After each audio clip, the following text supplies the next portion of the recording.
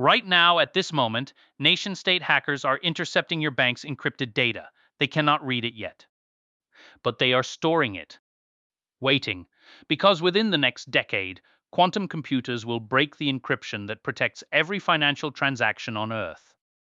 It is called harvest now, decrypt later, and the day those quantum machines arrive is called Q-Day. When Q-Day hits, every piece of encrypted financial data ever stolen becomes readable. Account numbers, transaction records, customer identities, all of it. Europol just published a landmark report with contributions from Banco Santander, Citi, Bank of Ireland, and the European Investment Bank on exactly how the financial sector must prepare. According to the FBI IC3 report, cyber threats to financial infrastructure are the fastest growing category of digital crime. I am breaking down Europol's complete post-quantum cryptography framework for financial services, the risks, the prioritization method, and what your institution must do right now. Post-quantum cryptography means encryption algorithms designed to resist attacks from quantum computers. Today's encryption, RSA and elliptic curve cryptography, protects everything from online banking to card payments. Quantum computers will break both. The most dangerous threat is harvest now, decrypt later. Adversaries intercept encrypted data today and store it, waiting for quantum computers powerful enough to decrypt it. Your bank's data from last year could be decrypted in 2035. The theft is already happening. Financial institutions are the primary target. Transaction records, customer identifiers, payment credentials. This data must remain confidential for decades. If quantum decryption arrives in 10 years, anything harvested today with a shelf life beyond 2035 is already compromised. The European Commission published a roadmap in 2025. By the end of 2026, all member states must establish national migration roadmaps. By 2030, critical infrastructure, including finance, must be secured with post-quantum cryptography. The clock is already ticking. Europol's framework gives financial institutions a clear methodology.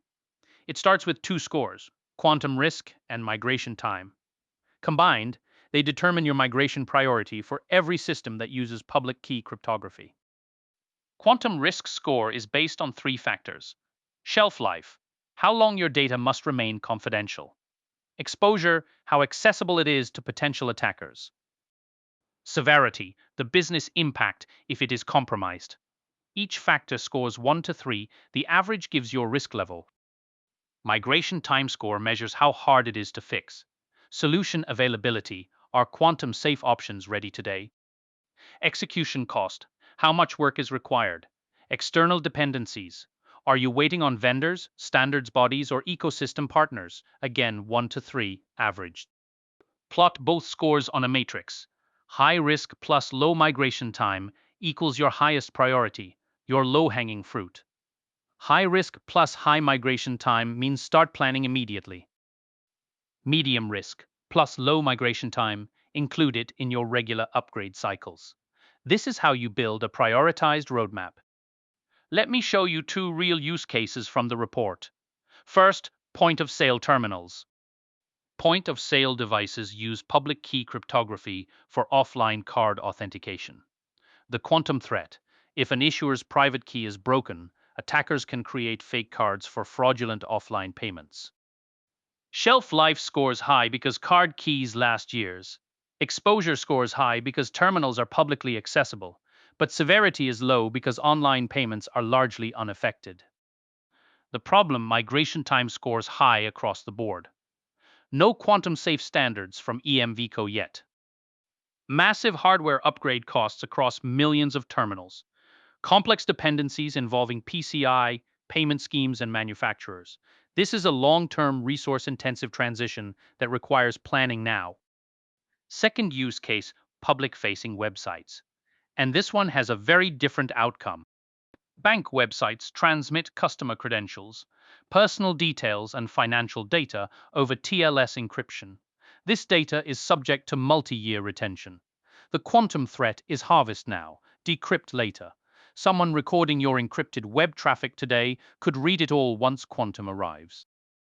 Shelf life scores high, exposure and severity score medium, quantum risk medium. But here's the good news. Migration time scores low across all three factors. Hybrid post-quantum TLS using X25519 MLAL's key EM768 is already the default in major crypto libraries. Most web browsers have supported it since November 2024. 5 of the world's top 10 websites already use it. This is ready to deploy today. This makes public websites the perfect starting point for post-quantum migration, medium risk, low effort. You can include it in your regular upgrade cycle. Pilot it on non-critical sites first, then roll it across your entire web infrastructure. No excuses.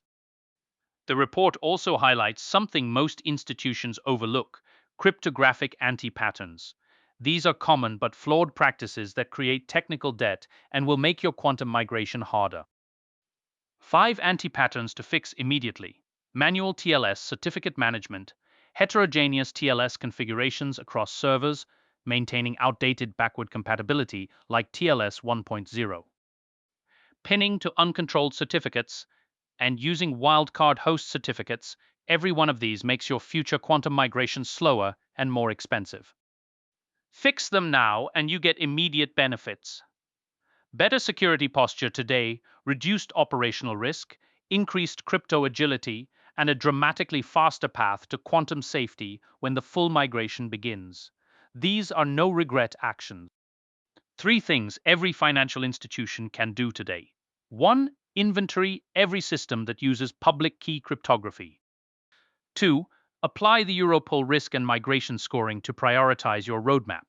3. Deploy hybrid post-quantum TLS on your websites immediately. It is available, it is tested, and it protects your customers right now.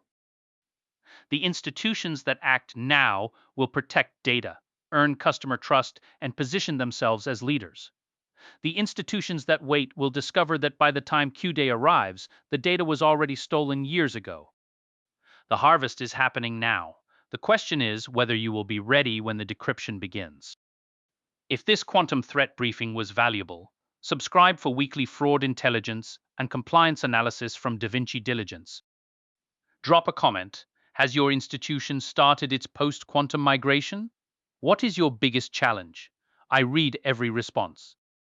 Next week, I am investigating how Russia and Iran's shadow fleet moves billions in sanctioned oil using 1,000 dark tankers.